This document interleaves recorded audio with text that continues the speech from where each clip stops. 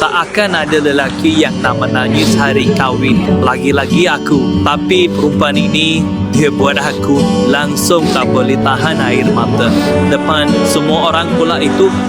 Tapi kenapa aku tak boleh berhenti menangis?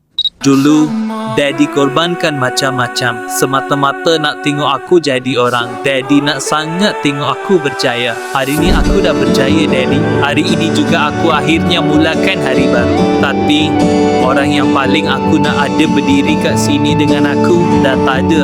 Saya ingat lagi setiap kali dia cerita pasal Father, dia sedih sebab Father tak dapat ada dengan kita pada hari paling penting dalam hidup kita.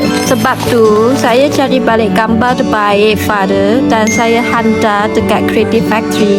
Dorang satukan kedua-dua keluarga kita dalam satu lukisan. Semua pakai baju cantik-cantik dan Father pun ada sekali dengan kita. Tengok ni, Father ada kat sini.